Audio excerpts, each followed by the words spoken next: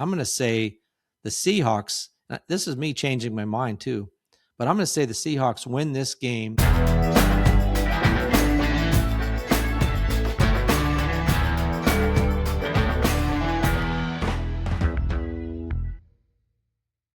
Welcome to Just the Stats, NFL Top 10s for Thursday. I'm Ernie Jennings, your host, and we are going to cover a couple of topics because yesterday I did a podcast just on the coaches that had been fired or were being hired, and a little bit about the teams that were hiring.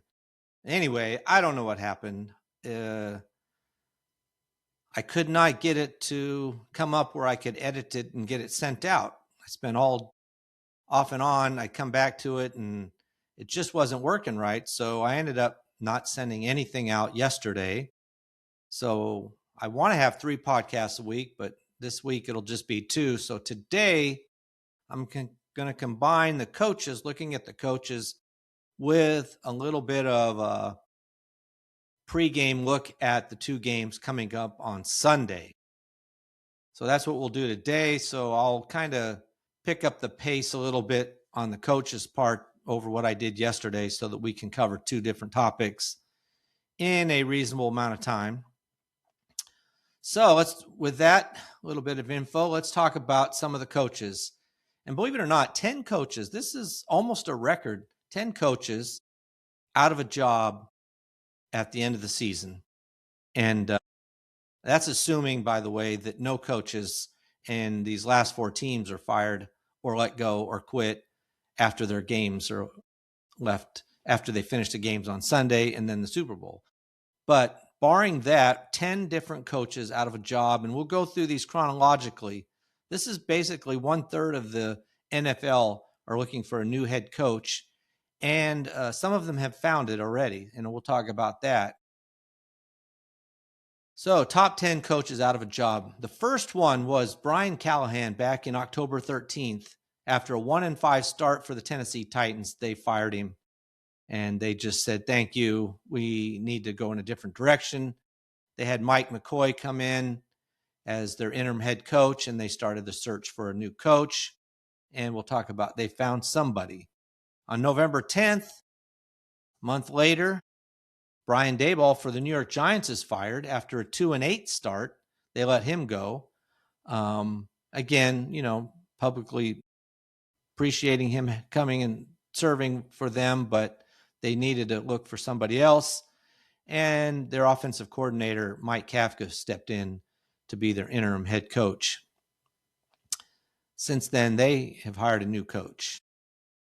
And then on January 4th or 5th, Raheem Morris for the Atlanta Falcons, he was fired.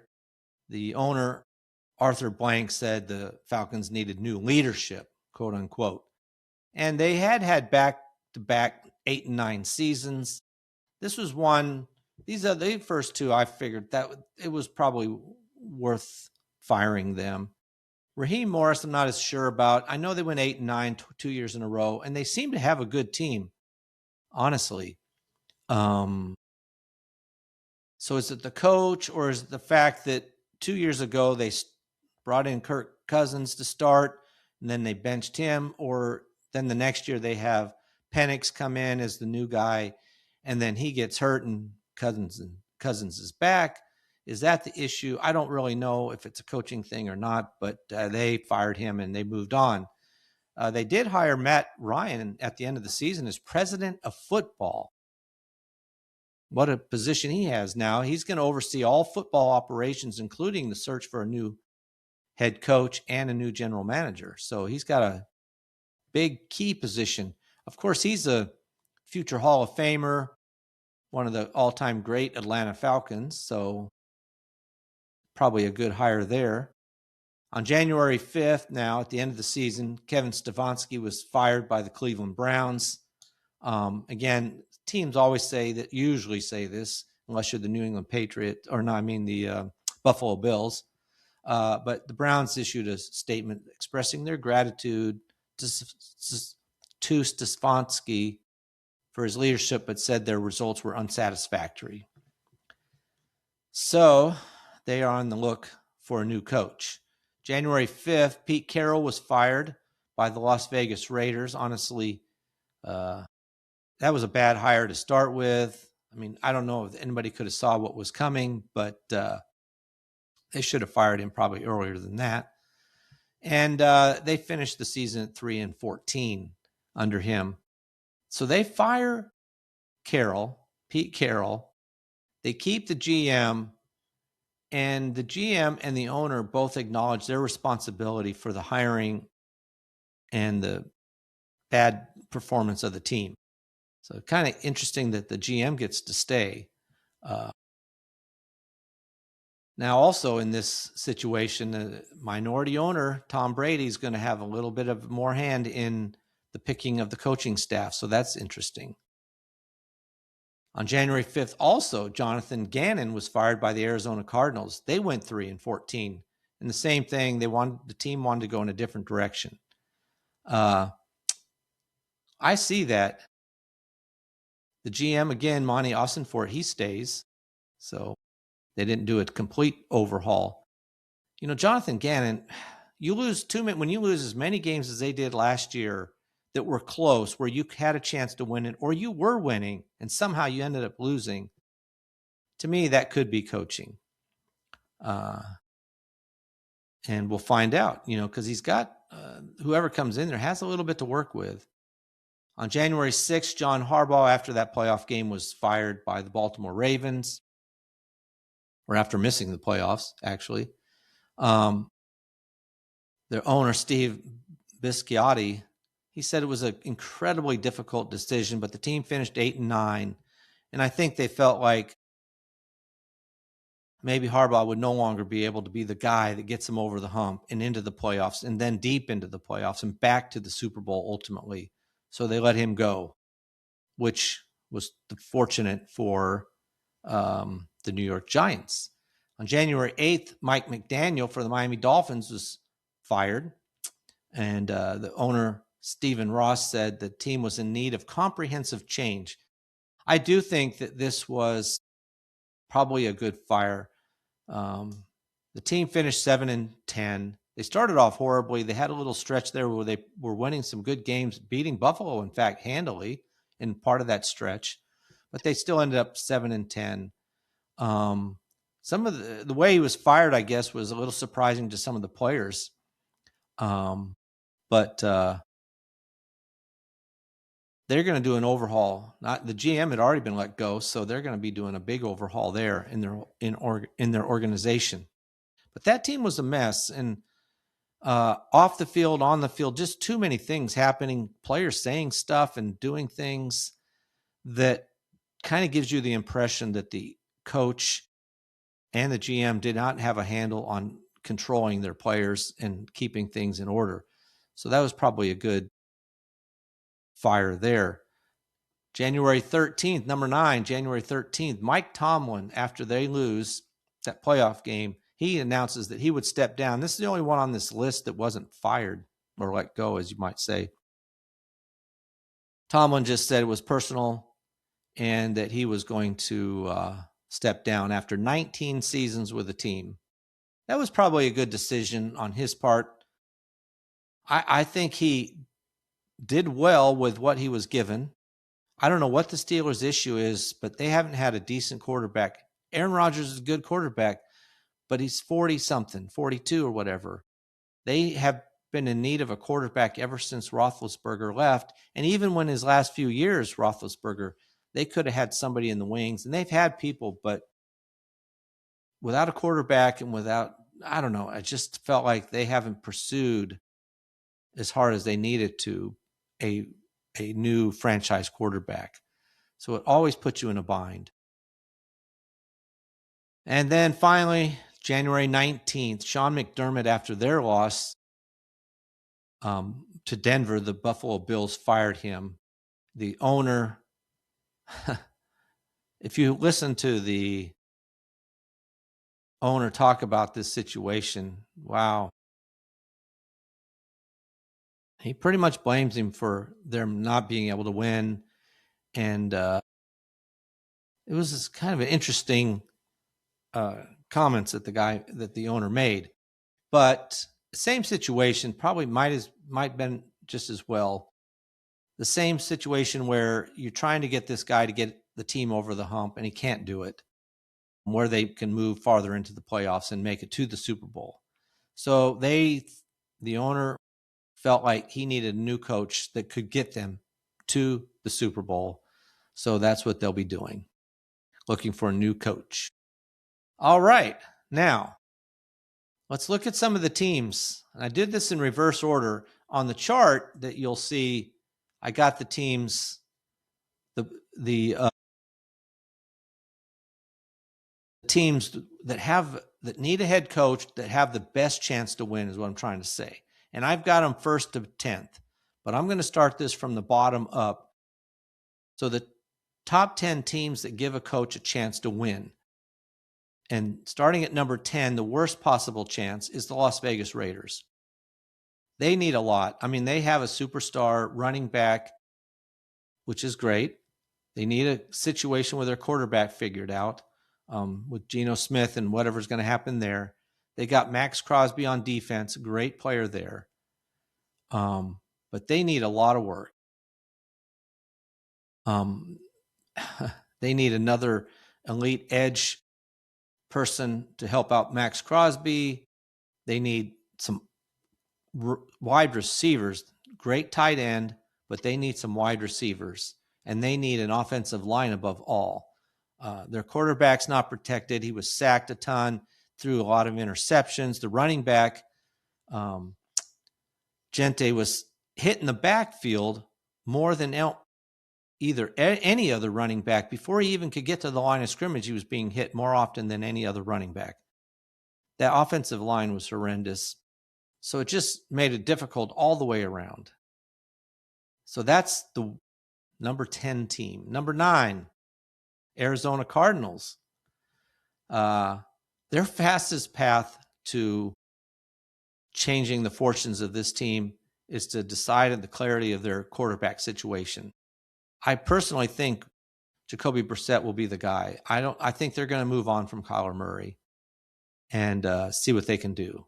Now that could change though with a new coach. He may say that Kyler Murray just was not being used properly, and in giving him a better situation to work with, maybe they feel like he would be the guy. I don't know, but I kind of feel like his time is up there. He's had a lot of opportunities and just hasn't been able to make it work. Their running back situation is iffy. Now, they had so many running backs this year due to injury, having to bring up people. So that may be all right. Obviously, they got the great tight end. They got a couple of good wide receivers. So this team has some pieces to work with. Defense is an area that they're going to need to work on. And then the quarterback situation is obviously the most important, but we'll see what they do here. They really do need to get somebody on the defensive line, and then also another offensive line starter. But, this is going to be typical among all these teams just about. You need a pass rusher, you need a quarterback, you need a cornerback that can be a lockdown kind of a guy. That seems to be pretty common. Number 8, Tennessee Titans. Now, they just hired Robert Saleh as their new head coach. He was the defensive coordinator for the 49ers and did a good job there, I guess. He was also the coach for the Jets for a little bit. Obviously didn't do too well there when they let him go, but, I don't know if anybody can really do much with the Jets at this point.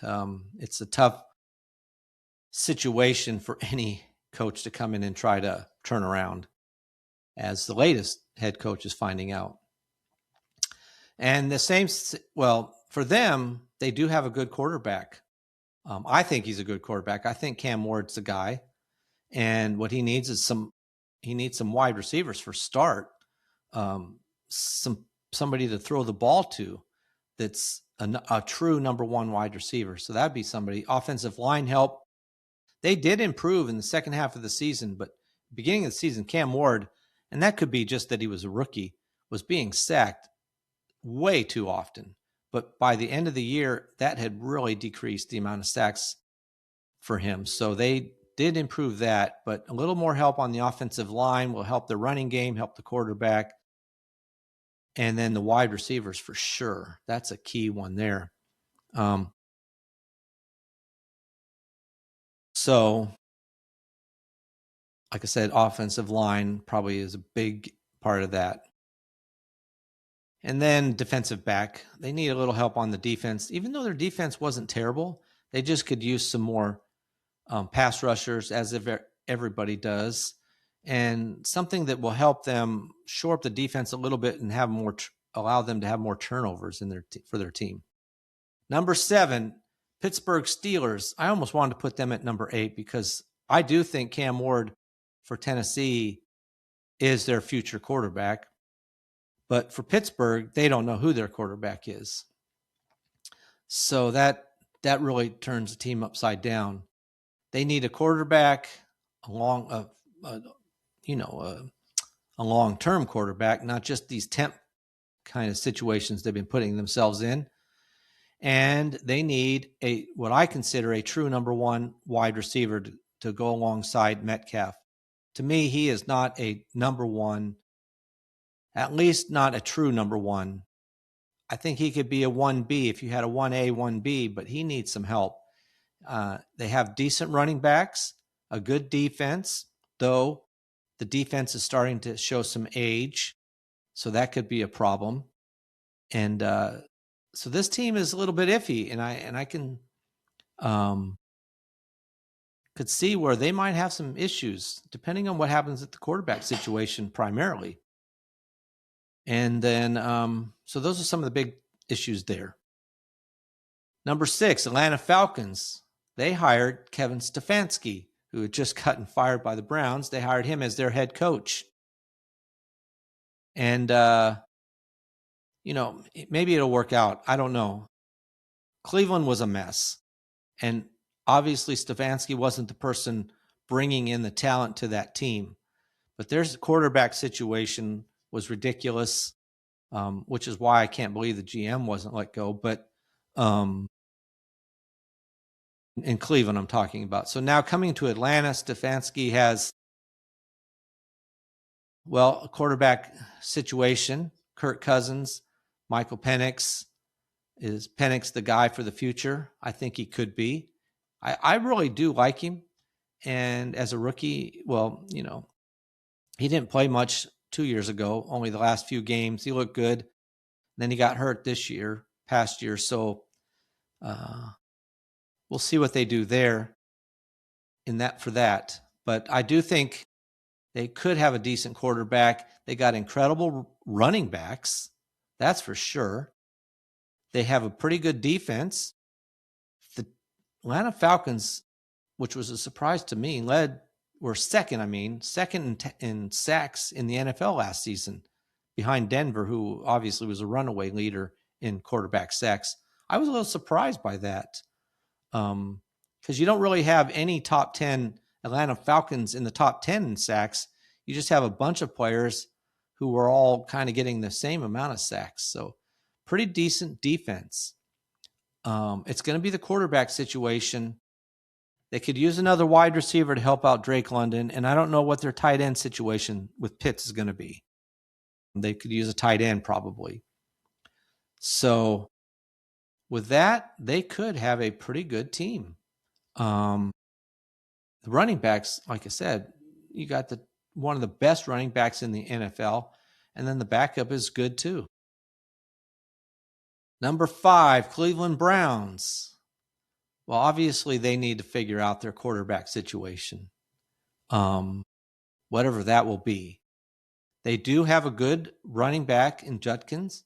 They have a tremendous defense, Myles Garrett, for starters. Him alone, is great. So they get a quarterback in there. They need wide receivers, as do a lot of teams, and they need a quarterback. They need to figure out their quarterback situation. Is Sanders really the guy? I personally don't think so. I don't know that anybody on their roster is really the guy. Now, Cleveland Browns in the draft, talk about that in a future podcast, but in the draft, not only do they have their first pick, they picked up the Jaguars' first-round pick when they made that trade last year for the draft when the Jaguars moved up. So Cleveland Browns have 2 first-round picks. Well, you could do a lot with that, and whether they go up there and try to get the quarterback that they need and just clear the slate of these other quarterbacks, bring in a brand new guy that's a legit starting franchise quarterback, go with that, and then pick up some wide receivers, they could be in really good shape to turn around from last year to next year. And in that division, that's a division where you could see that happening. All right, number 4, the Miami Dolphins. They hired Jeff Hafley as their head coach. Here's a team that, again, quarterback situation. I think Tua is out of there. I don't think he's going to be around anymore. Tyreek Hill probably saw his last game in Miami after he got hurt there. That's it for him. I don't think they're bringing him back, most likely, even though he will be a cap hit. So who's the starting quarterback for this team? I don't know. They do have Waddle as a wide receiver. I don't think he's a true number 1, but he's good second, and if they can pick up a wide receiver, they got one of the best running backs in a chain, Devon. He's a great runner and pass catcher, so you got that. Their defense isn't bad. Waller could be, going back to the offense real quick, Waller could be a tight end, even though he's aging, but he performed pretty well. So we'll see what happens there. But help on the offensive line would be good. Beef that up a little bit. And then one more wide receiver, number 1 wide receiver, and obviously, again, the quarterback situation. But they do have a pretty young, pretty decent defensive line. So maybe some help in the secondary would be good. And then a top-tier edge rusher, which everybody wants. Everybody needs one of those every year. And a lockdown quarterback. That's all they need. I'm just kidding. Number 3, Buffalo Bills. Well, this is a team that if you get to be the head coach of this team, you've got some pieces already. You obviously got the quarterback in Josh Allen. You got a running back in Cook. You got a couple of good tight ends in Kincaid and Knox. What you don't have is, and where you need the help, is offensive line and wide receivers. That's what they need a lot. And they need some help on defense. They gave up too many points last year, and they spent too many times having to come back and win games because their defense could not hold the other team off. So defensive help, though they will not have a lot of room in the cap. So it's going to be tough. This is a problem when you have a team. This is a problem for the new coach, is you do have a lot of good players, but they're taking up a lot of money on their cap, and that makes it difficult. So what are you going to do? Hopefully they can find a wide receiver in the draft and then some offensive line. Maybe they can pick up somebody there in free agency. And then they have a good shot. I mean, when you have Josh Allen and James Cook, you got a good shot every year. So maybe a new coach will be the catalyst to turn them around into a Super Bowl winning team. Number 2 is the Baltimore Ravens. Pretty much similar situation to Buffalo Bills. You've got the quarterback already, Lamar Jackson. And you've got a running back. Now, this situation is different in the sense that Derrick Henry is older. So hopefully he's going to play another year. If he plays another year like he did last year, you've got a great running back. I mean, he was number 2. He ended up number 2 in rushing yards last year in the NFL. First game of the season was awesome for him. Then this is probably a good reason. I didn't understand the Ravens in their running game. They were in games, and there'd be games where Derrick Henry touch the ball 10 times, 10 to 12 times. What? Derrick Henry should be getting the ball 15 to 20 times a game. I just didn't get it. And I know he doesn't catch a lot of passes, but still, you have him in there, and he can break a run at any moment. But even in close games, when they're still in the game, they would go away from him. I never did understand that. So hopefully, if he's playing, you can get another year out of him. You got Lamar Jackson. Maybe he does some issues with it, has an issue with his contract where they can maybe restructure his contract to free up some more money so they can pick up some other players. They need another wide receiver. Tight end, I think they're pretty good. They got Andrews, who's aging, but they do have Likely, who seems to be a fairly decent tight end. And Lamar Jackson, he needs to come back healthy. So what do they need?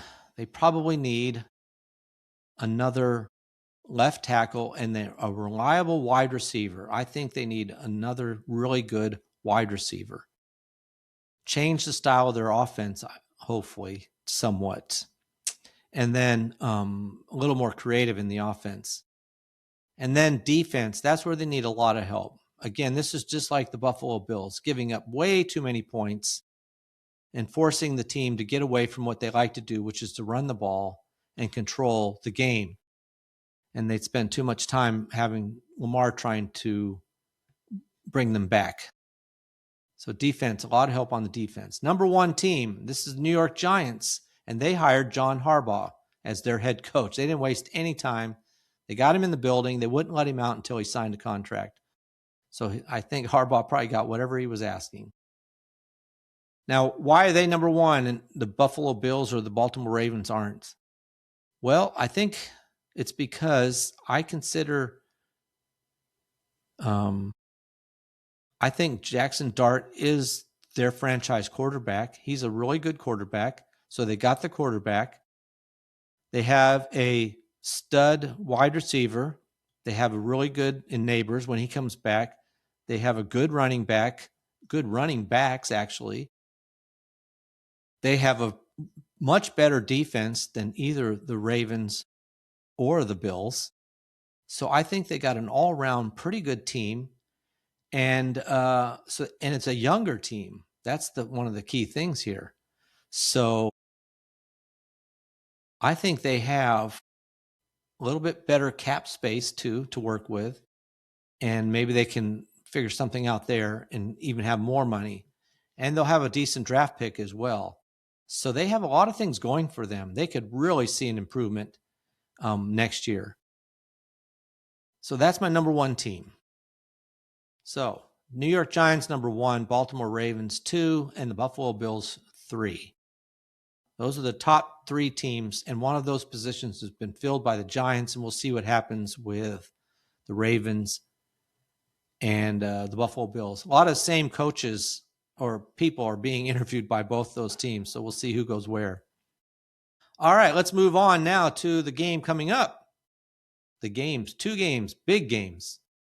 First one, Patriots and the Broncos. And I'll give you my top 10s here. This is kind of just a meandering type of top 10 here. Number 1, the game is going to be on CBS at 3 o'clock Eastern time on Sunday. And it'll be on, like I said, CBS and Paramount. So kickoff is at 3. Number 2, New England Patriots are the visiting team going to Denver. But the Patriots are favored by 5.5. And you know this is because of this quarterback situation for Denver. Number 3, it doesn't appear that the weather will be much of a factor. I was looking at the weather, and it looks like maybe 40, nothing special. New England's used to that kind of weather. Now, the altitude might be an issue for the Patriots, but I don't think the weather is going to be an issue one way or the other. Now, these next several things are stat-driven statistics. And they're telling me, when you just look at these stats, who has better stats in certain categories. So, for example, at number 4, Drake May has a higher completion percentage under pressure and lower turnover-worthy play rate. meaning that he's less likely to have a turnover and more likely to have a successful play. He led the NFL in passing percentage, completion percentage, whereas Stidham has a history, even though it's not a big sample size, of a higher interception rate.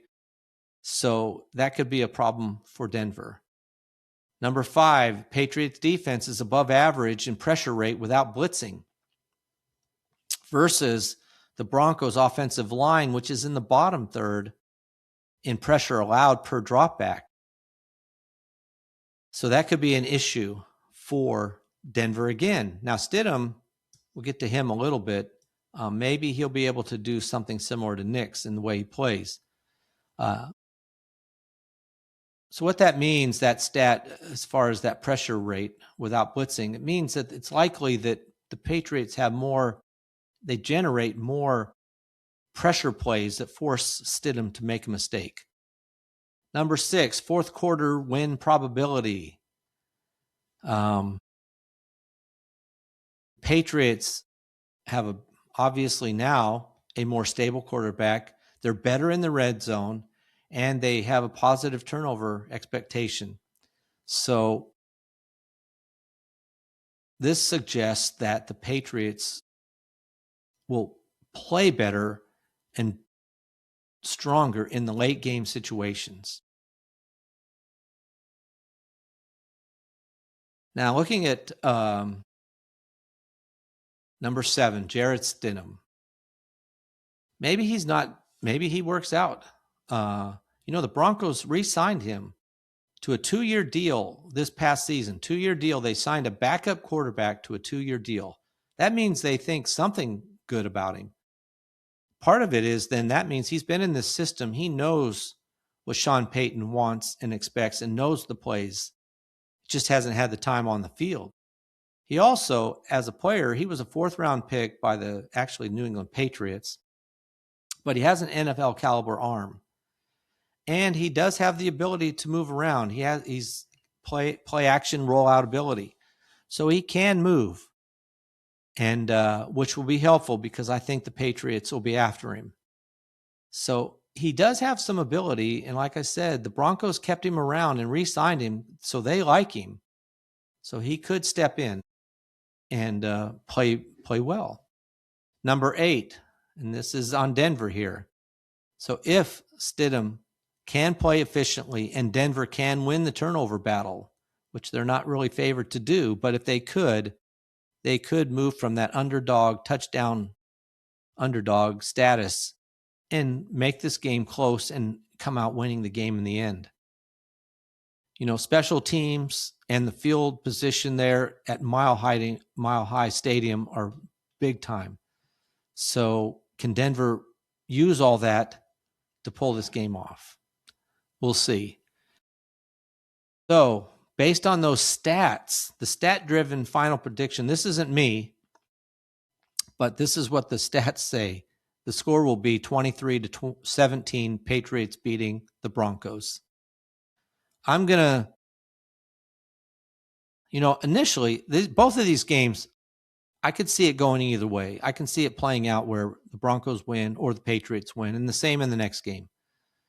And initially, I said the Broncos are going to win this game because they have a good defense that could produce some turnovers, and it's in Mile High. But the more I thought about it, the more I looked at the Patriots, they just look really good. And when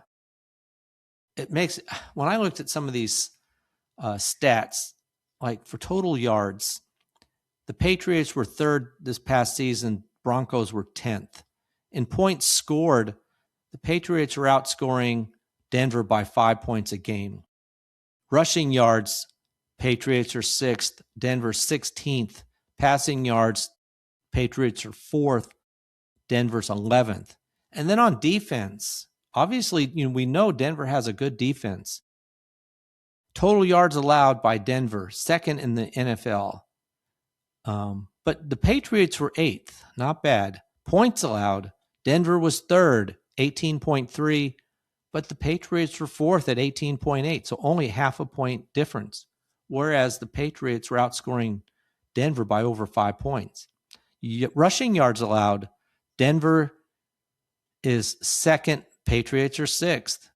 Passing yards allowed, Denver seventh, the Patriots are ninth. So what I'm saying is that the Patriots have a much bigger edge on offense versus the offense of Denver, but it's a much tighter edge for Denver when it comes to defense. So when I was looking at that, I ended up thinking, yeah, Denver has a good defense. The offense for Denver was average, just above average. We'll put it that way. Anywhere from 10th, these numbers were anywhere from 10th to 16th. But now they got a backup quarterback in there. I don't see the Denver offense being better, So, I mean, at best, I think they stay somewhere in the range that they currently are. But the Patriots have one of the best offenses. Led the NFL, second in scoring at 28.8 points a game. With all that, I'm predicting the Patriots to win this.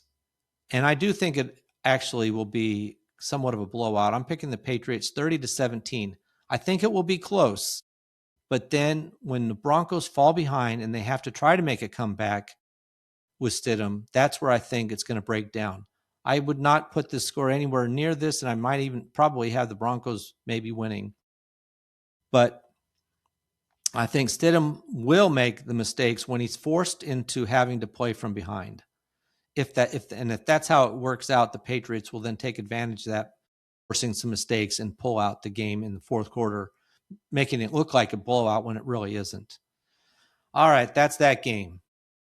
If you're a Bronco fan, I'm sorry. I have nothing against the Broncos. I'm just looking at trying to base this off of just looking at the numbers and playing it out in my head who I think has a better chance to win. Obviously, the Broncos could win this game, and good for them if they do. But I do think the Patriots they're the 5.5 point favorites, and I think they pull it off. Next game, the Los Angeles Rams versus the Seattle Seahawks. This is another game that I couldn't figure out. It's hard to predict. You can play out scenarios where both teams win this.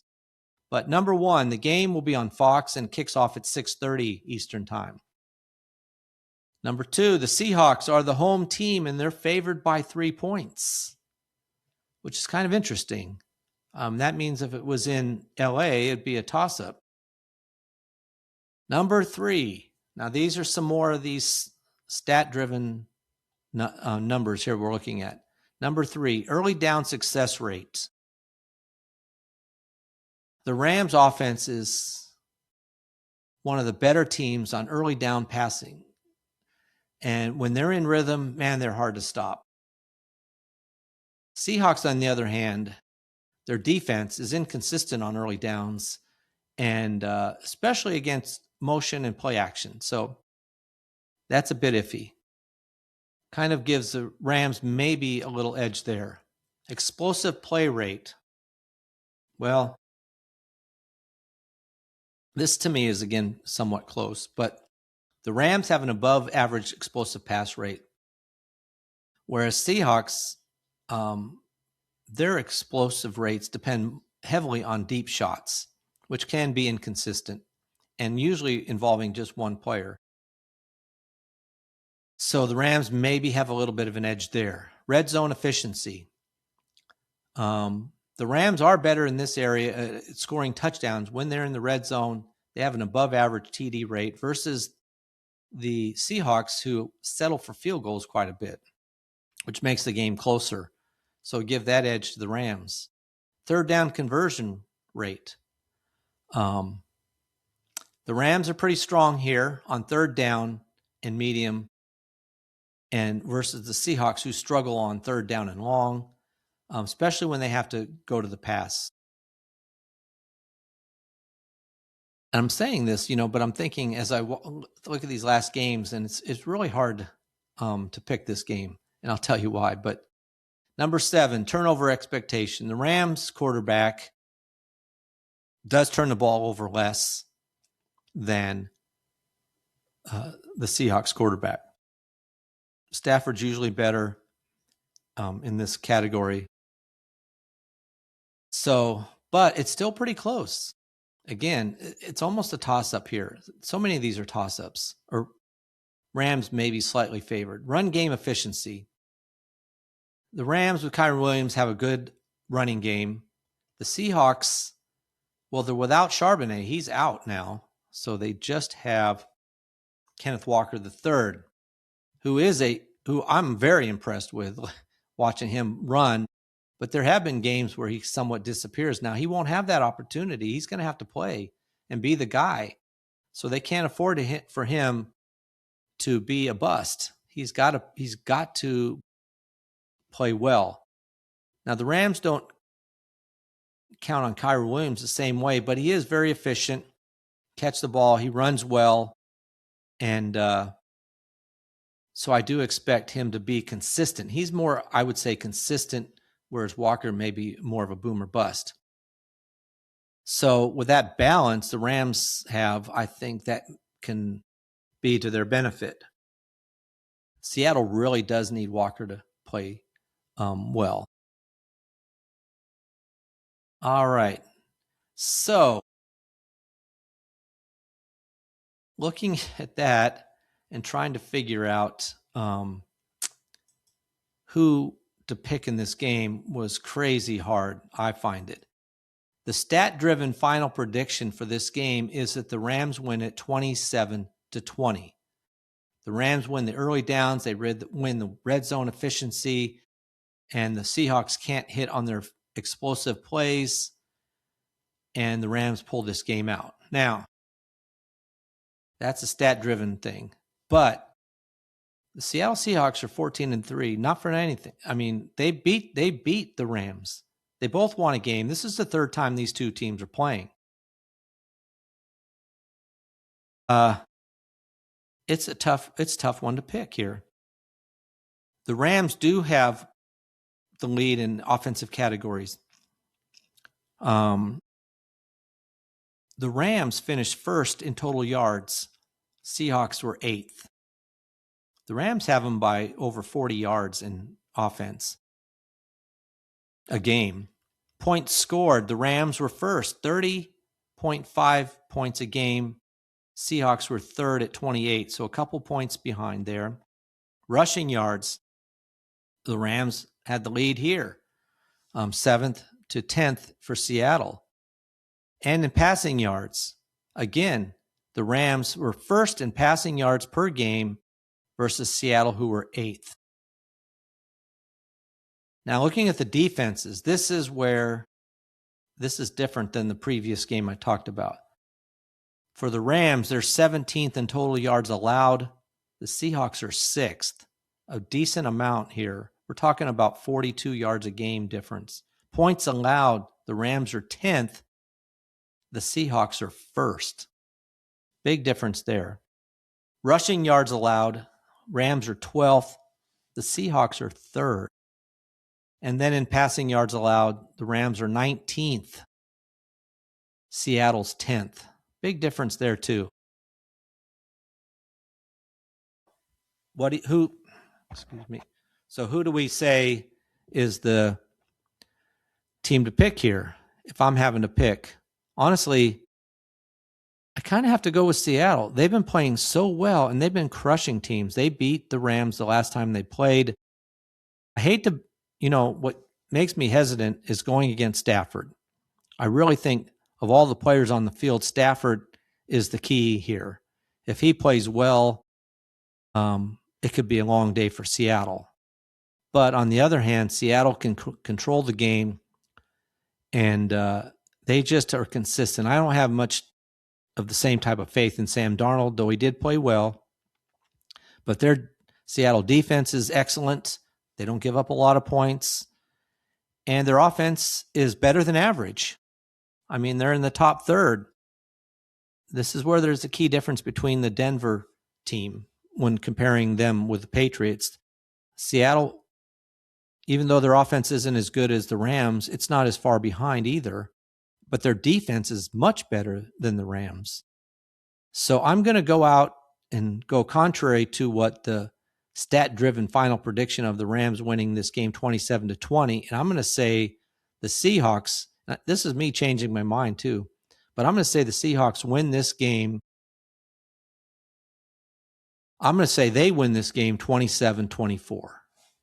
Seahawks 27, Rams 24. And again, these games are so close, could be so close that the other team could win, but that's my predictions for that game. All right.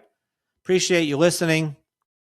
Hopefully I get this podcast out here soon, and I will be back on Monday to talk about who won the games. We'll talk about the 2 games and who is going to the Super Bowl. That's exciting. So please like and subscribe. You can find this podcast with the charts on YouTube at Just the Stats NFL.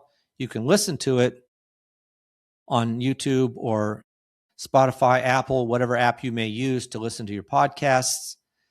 And like I said, appreciate you listening. Appreciate the subscribers, the new ones and the old ones, obviously, always. And I'll be back on Monday. So enjoy the football. I'm out.